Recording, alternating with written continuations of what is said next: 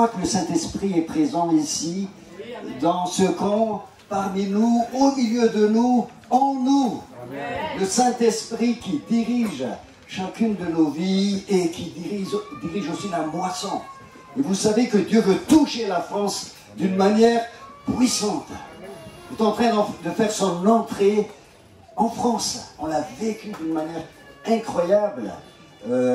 Pendant la marche pour Jésus, on était du côté du Champ de Mars et on avait ce texte, ce passage de Psaume 24 dans la tête. Quand on a prié pour la France, Dieu va faire son entrée, le roi de gloire va faire son entrée. Et vous allez entendre ce témoignage-là ce soir pendant la soirée pastorale. On va vous partager. Donc on a fait ça avec la marche pour Jésus et quelques jours après, de l'autre côté, vous savez que la marche, c'est en face, le Champ de Mars, c'est en face de la Tour Eiffel. Et de l'autre côté, vous avez le Trocadéro. Et quelques jours après, le Seigneur nous a ouvert la porte pour annoncer la bonne nouvelle d'un roi qui vient. Amen. Jésus, c'est le roi des rois. Il fait son entrée. Et quand il fait son entrée dans un pays, dans une ville, dans une région, il va faire des grandes choses. Parce qu'il aime la France.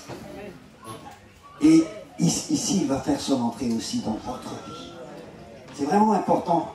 On est dans des temps particuliers. Et c'est vraiment important de discerner, de saisir ça et de rentrer dedans, par la grâce de Dieu. Alors je disais donc dans ces méditations sur la foi, que la foi aussi c'est quelque chose qu'on peut mesurer. En tout cas, Jésus dans le Nouveau Testament, il a utilisé des termes quantitatifs. La foi est comme quelque chose de quantifiable. On ne sait pas avec comment il mesure, mais en tout cas, on sait qu'il y a des petites foi. Il y a des grandes foi, il y a des foi moyennes, j'allais dire, et il y a des belles foi. Il était admiratif, Jésus, de la foi du centenier. Dans Matthieu chapitre 8, verset 18, Jésus dit « Gens de peu de foi ». Gens de peu de foi, c'est un reproche pour nous exhorter à aller plus loin.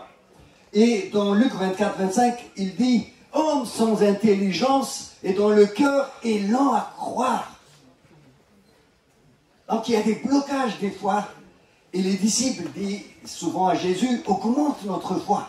Et qu'est-ce que Jésus dit? Même si vous avez une foi petite comme une graine, vous pouvez déplacer les montagnes. Est-ce que ta foi est petite comme ça, grande? Peu importe, tu peux déplacer les montagnes quand ta foi est fixée sur le roi des rois. Ce qui est important, ce n'est pas la taille de ta foi. Bien sûr, tu peux devenir inébranlable dans la foi. Jésus l'était, et je vais aborder ce thème-là dans les jours qui viennent. On peut devenir inébranlable, faire face à n'importe quelle difficulté, comme Jésus, parce que notre foi est stable, fondée sur la parole de Dieu. Ça, c'est important, les amis. Beaucoup de chrétiens fonctionnent un petit peu comme les yo-yo, tantôt en haut, tantôt en bas, et en fonction de leurs sentiments, de leurs émotions, du contexte, de ce qui leur arrive, des problèmes de leur vie. Tantôt leur foi est là, tantôt c'est en bas. La foi de Jésus est inébranlable, parce qu'elle est basée sur la parole. Mais cette foi, Dieu peut l'augmenter aussi en nous, pour la rendre inébranlable. Et Jésus était admiratif, je le disais tout à l'heure, de la foi du centenier. Il a dit, je n'ai jamais vu ça en Israël. Ça, c'est dans Matthieu 8, 10. Je n'ai jamais vu une foi pareille en Israël. Alors, ce matin, vous savez que l'attente que tu as de ce que Dieu allait faire dans ta vie est une façon de montrer ce que tu as comme foi en toi. Qu'est-ce que tu attends de Jésus?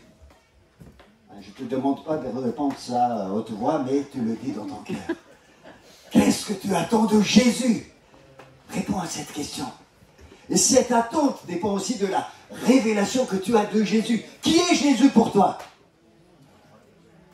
Alors je vous laisse réfléchir sur ça. Mais ce qui est important, il y a une attente dans chacune des personnes des vies quand on annonce la bonne nouvelle. Il y a une attente et cette attente va déclencher la foi qui va être un moyen pour saisir la grâce de Dieu, pour saisir les bénédictions que Dieu a prévues pour toi. Alors, il y a une attente dans chacune de nos vies. On va lire Actes chapitre 3, versets 1 à 6. Ouvrons nos Bibles. Actes 3, 1 à 6. Pierre et Jean montaient ensemble au temple à l'heure de la prière. C'était la 9e heure. Il y avait un homme boiteux de naissance qu'on portait et qu'on plaçait tous les jours à la porte du temple, appelé la Belle, pour qu'il demandât l'aumône à ceux qui entraient dans le temple. Cet homme, voyant Pierre et Jean qui allaient y entrer, leur demanda l'aumône. Pierre, de même que Jean, fixa les yeux sur lui et dit « Regarde-nous ». Et le boiteux les regardait attentivement, s'attendant à recevoir quelque chose. « Regarde-moi, dit Jésus ce matin. Est-ce que tu t'attends à quelque chose de la part de Jésus? Une attente qui est motivée par une foi. Peut-être qu'elle est petite, mais Dieu va augmenter cette foi. Mais c'est une attente. Est-ce qu'il y a une attente dans ta vie ce matin? Est-ce que tu t'attends? Est-ce que tu fixes les yeux? Dis à ton voisin, fixe le regard sur Jésus. Fixe le regard sur Jésus. Attends-toi à quelque chose. Est-ce qu'il y a des problèmes dans ta vie que tu n'as jamais su résoudre? Attends-toi aujourd'hui. Regarde Jésus. Amen. Il regardait attentivement, s'attendant à recevoir de quelque chose. Attentivement, s'attendre. Il y a une attente. Une attente. Et peut-être que ce boiteux était là tous les jours. C'est un boiteux de naissance, d'après ce qu'on a compris. Il était là, et c'était son train-train quotidien. Imaginez un petit peu ce qui s'est passé dans sa vie. Le matin, on l'amène là, il est là, et on revient le soir pour le ramener chez lui. Et tous les jours depuis sa naissance. Incroyable, hein? On ne pense pas à ces choses-là. Mais il était là, il était là. Et quand il a entendu parler de Jésus, et que les disciples guérissaient, amenaient la compassion de Jésus auprès des gens, il a entendu ça. Et il s'attendait à recevoir quelque chose. Est-ce que tu as entendu parler de Jésus? Oui, tu as entendu, il y avait des témoignages extraordinaires hier. Tu as lu l'évangile, et tu as quelque chose en toi que tu voulais amener vers Jésus. Est-ce que tu t'attends ce matin? Est-ce que Dieu intervienne d'une manière puissante dans ta vie? Et il va le faire. Ton niveau de foi se situe où? C'est en fonction de ton niveau de foi. Et c'est pour cela que, je dirais, ce niveau de foi dépend en quelque sorte de nous. La foi, c'est vrai, ça peut être un don que Dieu dépose, hein, on l'a vu ça le premier jour, 1 Corinthiens chapitre 12, vers le verset 8, un don de foi que Dieu donne, qui nous rend convaincus qu'il allait faire. Ça pourrait être aussi, je dirais, une vision globale de la foi chrétienne, la foi. Mais la foi aussi, c'est quelque chose dont on a la responsabilité de faire grandir. Et c'est une décision. Au milieu du doute, je prends la décision de saisir. Et c'est en cela que cette foi dépend de là où tu veux la placer. Où est-ce que tu veux placer ta foi ce matin? Et dans toute ta vie. C'est une question pour toi. Ces disciples ont fait beaucoup de miracles. Et ce boiteux a vu tout ça, a entendu parler de ça. Et là, ce jour-là, devant le temple, il s'attendait à recevoir quelque chose de Jésus. Une autre histoire, Marc chapitre 5. On va lire ensemble, ouvrez votre Bible, versets 25 à 34. Jésus dans la barque regagna l'autre rive, où une grande foule s'assembla près de lui. Il était au bord de la mer. Alors vint un des chefs de la synagogue, nommé Jairus, qui, l'ayant aperçu, et se jeta à ses pieds, et lui adressa cette instante prière. Ma petite fille est à l'extrémité. Viens, impose-lui les mains, afin qu'elle soit sauvée et qu'elle vive. Jésus s'en alla avec lui, une grande foule le suivait et le pressait. Verset 25. Or, il y avait une femme atteinte d'une perte de sang depuis 12 ans. Elle avait beaucoup souffert entre les mains de plusieurs médecins. Elle avait dépensé tout ce qu'elle possédait. Elle n'avait éprouvé aucun soulagement, mais elle était allée plutôt en empirant. Ayant entendu parler de Jésus, elle vient dans la foule par derrière et toucha son vêtement. Car elle disait, si je puis seulement toucher ses vêtements, je serai guéri. Alléluia. Au même instant, la perte de sang s'arrêta et elle sentit dans son corps qu'elle était guérie de son mal. Jésus connut aussitôt en lui-même qu'une force était sortie de lui. Et se retournant au milieu de la foule, il dit, « Qui a touché mes vêtements ?» Ses disciples lui dirent, « Tu vois la foule qui te presse et tu dis, qui m'a touché ?» Il regardait autour de lui pour voir celle qui avait fait cela. La femme effrayée et tremblante, sachant ce qui s'était passé en elle, vient se jeter à ses pieds et lui dit toute la vérité. Mais Jésus lui dit, « Ma fille, ta foi t'a sauvée. » Jésus attribue la guérison à la foi de cette personne. Va en paix et sois guéri de ton mal. Vous savez, dans cette histoire, Jésus avait un programme précis. En fait, il a été sollicité en premier par Jaïrus, le chef de la synagogue, qui est quand même un chef respectable. Et il allait vers la maison de ce chef, et c'est à ce moment-là qu'il a été, je dirais, intercepté, entre guillemets, par la main de cette femme. Donc Jésus peut changer de programme. Ah, il est souple, Jésus. Hein. Nous, quand on a des programmes, c'est rigide, on ne bouge pas. On fait comme ça. Jésus, il est souple. Il peut changer de programme en fonction de ce que les gens vont demander. Et il est là ce matin. Il peut changer son programme pour toi. Il peut changer son programme pour toi. Il peut rajouter ton attente dans la liste des attentes qu'il a. Il a beaucoup de listes d'attentes, mais il est capable de travailler en simultané, en temps réel. Vous savez, les ordinateurs, ça travaille en linéaire. Une instruction après l'une, en fait. Mais, en fait, quand vous avez l'impression que ça travaille en temps réel, c'est parce que il y a une super application qui gère, qui dispatche un petit peu les instructions en fonction des priorités. Je suis informaticien, c'est pour ça que je vous en parle. Mais Dieu, il ne travaille pas comme ça. Donc, en fait, c'est du temps réel un petit peu masqué. Mais en réalité, personne ne peut travailler en même temps dans deux choses. Impossible. Seul Dieu peut. Et Jésus peut faire ça. En véritable temps réel. En même temps, il travaille là, parce qu'il est partout. Amen. Et il est ici. Il voit ton cœur. Il voit le cœur de ton voisin, de ta voisine. Et il connaît les choses qui se passent dans son cœur, au fond de son cœur. Les hommes regardent l'apparence, mais Dieu regarde le cœur. Et en temps réel, il résout tous les problèmes. Il change de programme. Waouh! Voilà Jésus, le roi de rois, le roi de gloire, qui fait son entrée dans ta vie. Il fait son entrée dans ta vie. Et regardez, il y a une foule, une grande foule. Et Jésus avait le focus. Pas Jésus, mais en fait l'évangile.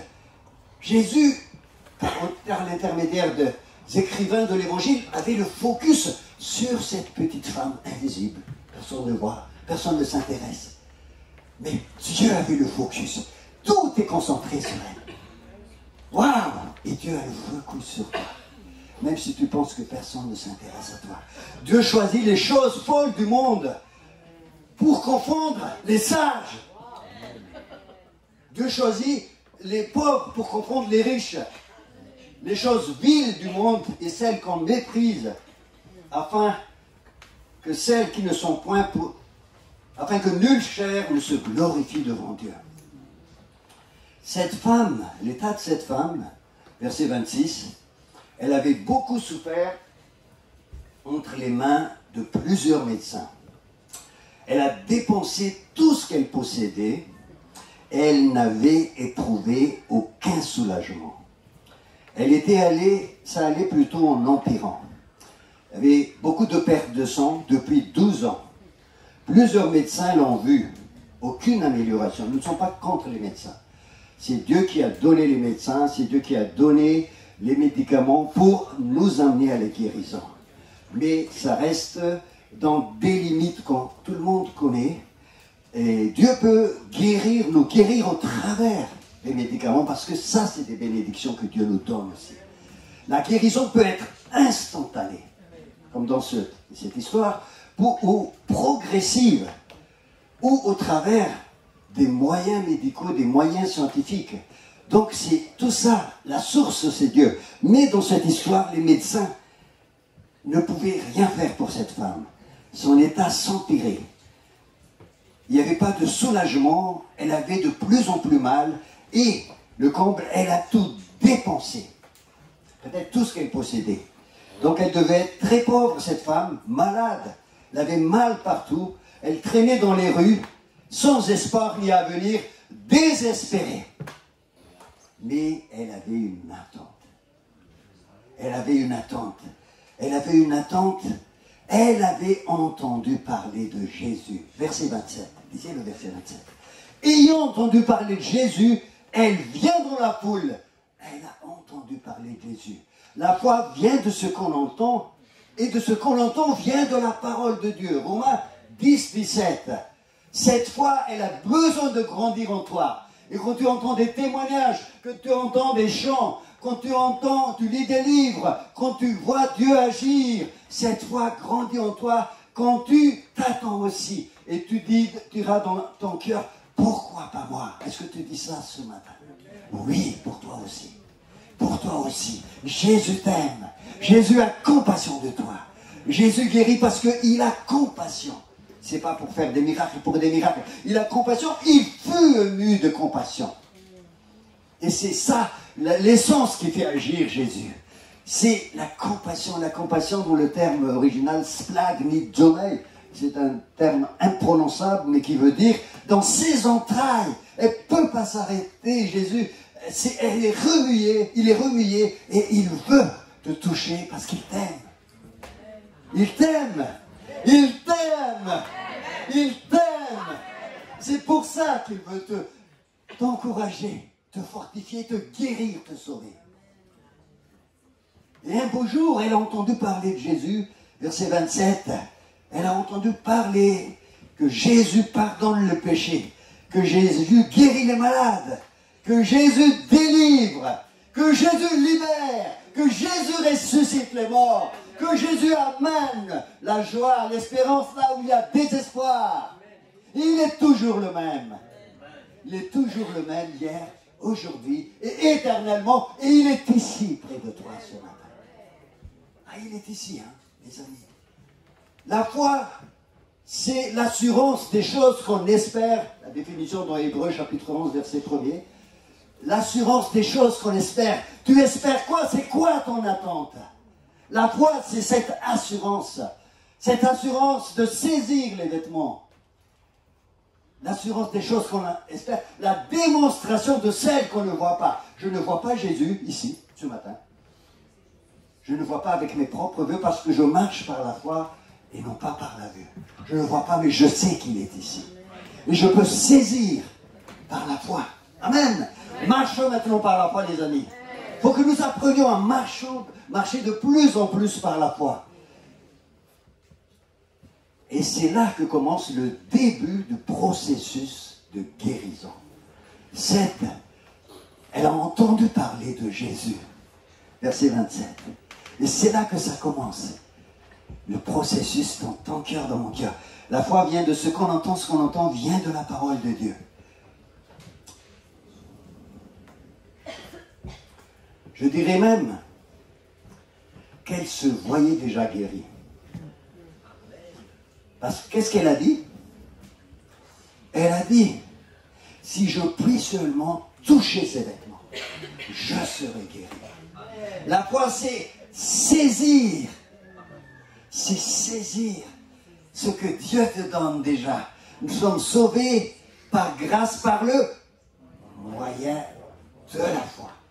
C'est la main qui nous permet de saisir ce que Dieu met à notre disposition. Et ce que Dieu a mis à notre disposition, c'est déjà prêt, tout est déjà accompli. C'est un fait historique, je répète encore. C'est pas je vais provoquer ça par ma foi, non, c'est un fait historique. Ma foi va permettre de rendre réel ce qui est déjà là pour ma vie. Donc, la foi, c'est la main spirituelle que Dieu nous donne. Imaginez cette foule qui pressait cette femme.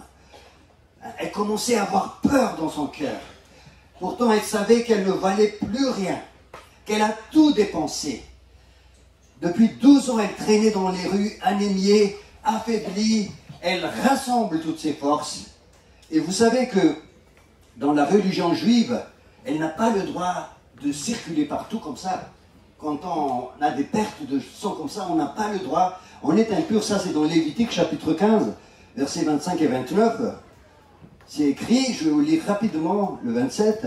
Quiconque touchera donc quelqu'un qui a du sang qui coule de son corps, hein, que ce soit pour les menstruants, les indispositions menstruelles ou autre chose, cette personne doit se laver ses vêtements, se laver dans l'eau et sera impure jusqu'au soir.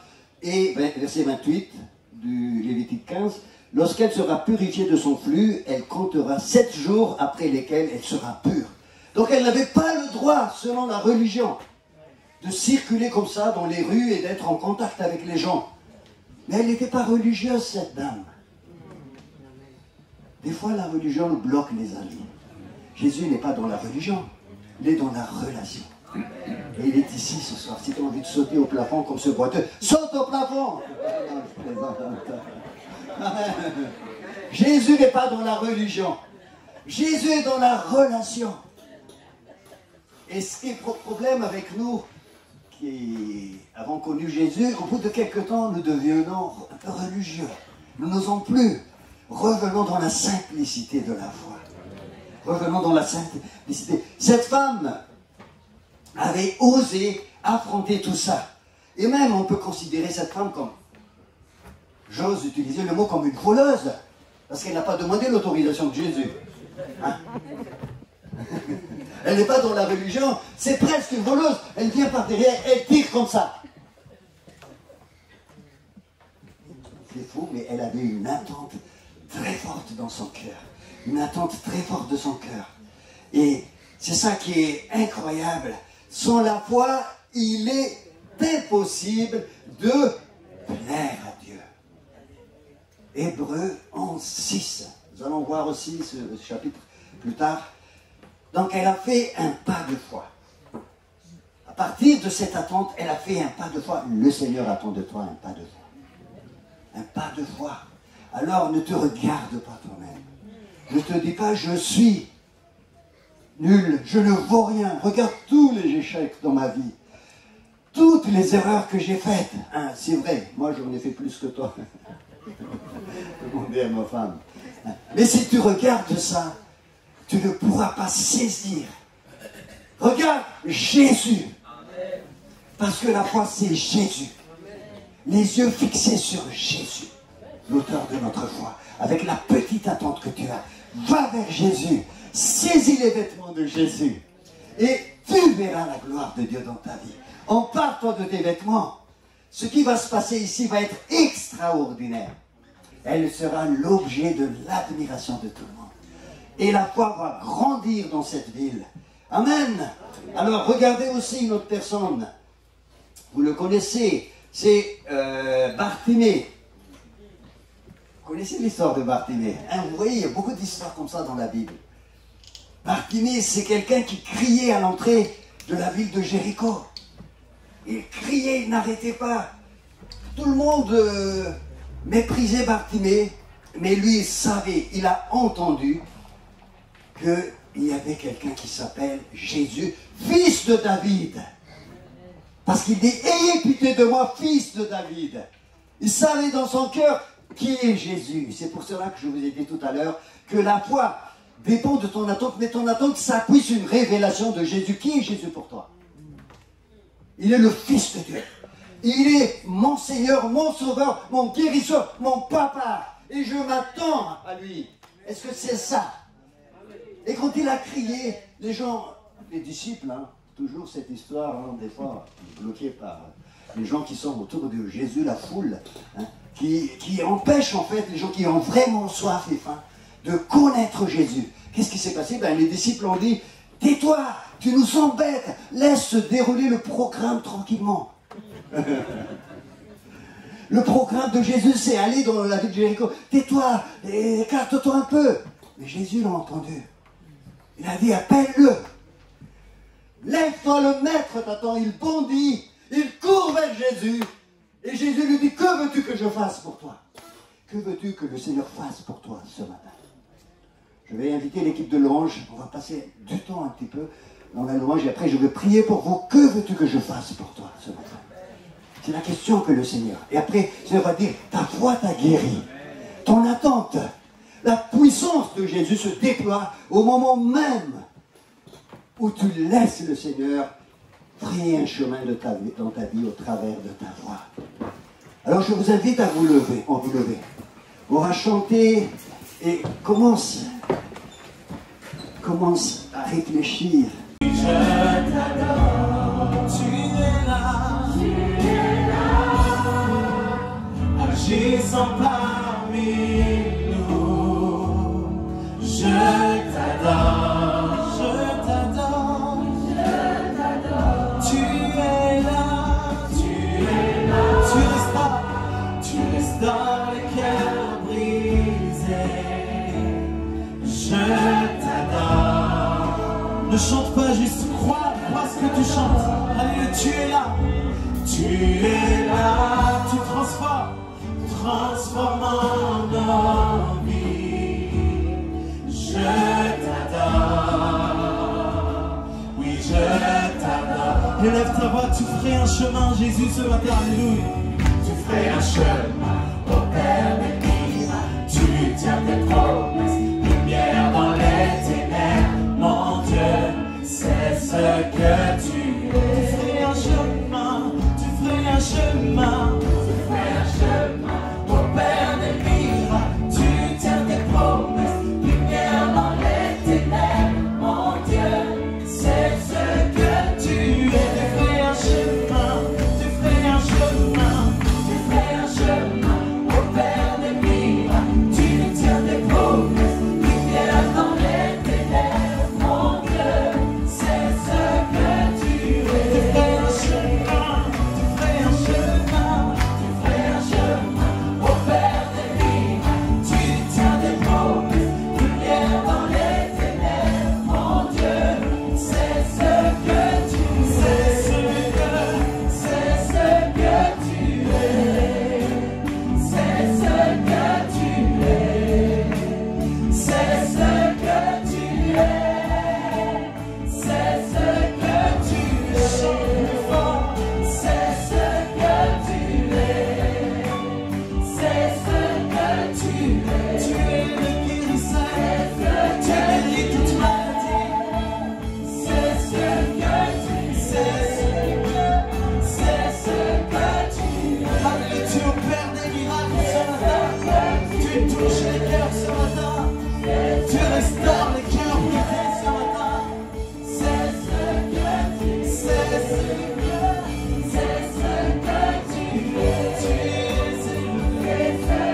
Tu es Dieu de l'impossible. Tu es le Dieu de miracles. Tu fais de grandes choses. Saisis par la foi ce qui est à toi ce matin. Saisis par la foi ce qui est à toi ce matin. Saisis par la foi ce qui est à toi ce matin. Saisis par la foi. Fixe tes yeux vers Jésus. Fixe tes yeux vers Jésus. Saisis maintenant. Reçois au nom de Jésus. Reçois au nom de Jésus. Reçois au nom de Jésus. Alléluia. Alléluia.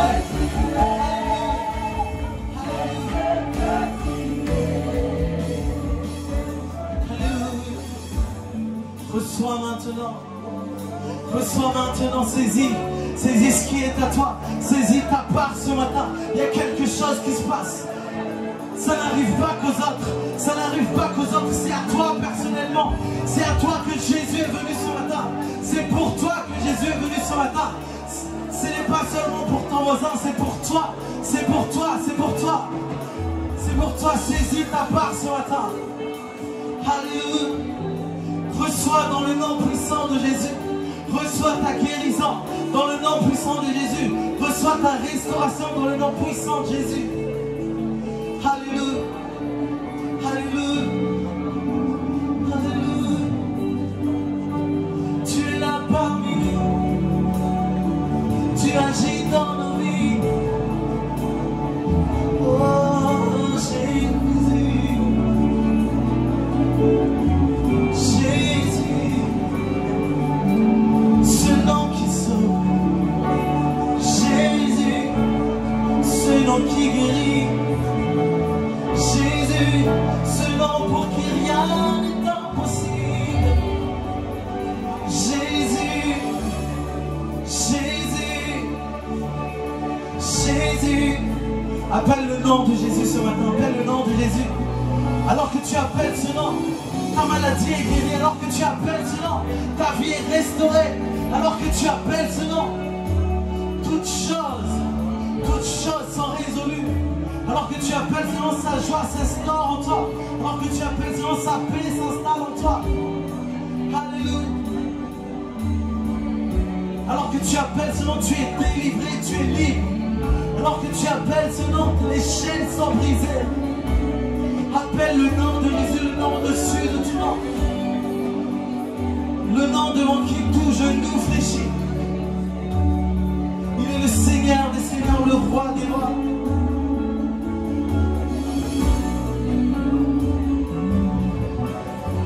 Même si je ne le vois pas, tu es là. Même si je ne le sens pas, tu es là. Tu agiras encore. Tu agiras encore. Même si je ne le vois pas, tu es là. Même si je ne le sens pas, tu es là. Tu agiras encore. Tu agiras.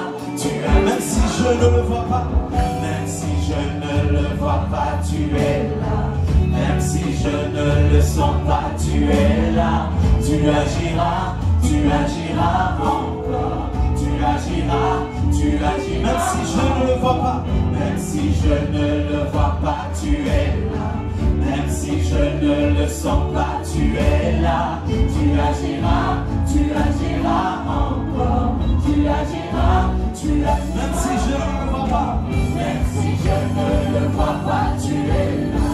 Même si je ne le sens pas, tu es là. Tu agiras encore. Tu agiras. Même si je ne le vois pas, même si je le crois-le. Avec conviction, chante avec foi, chante avec foi. Tu agiras encore. Tu agiras. Tu ferais un chemin pour faire des rives. Tu tiens tes bras, lumière dans les ténèbres. Mon Dieu, c'est ce que tu es. Tu ferais un chemin pour faire des rives. Tu tiens tes bras, lumière dans les ténèbres. Mon Dieu, c'est ce que tu es.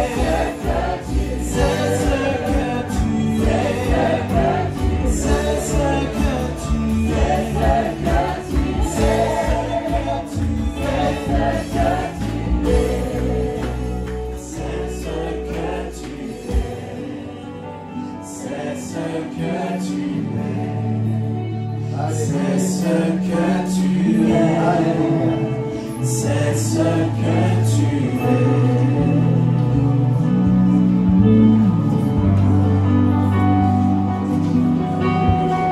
Le Seigneur t'a touché ce matin.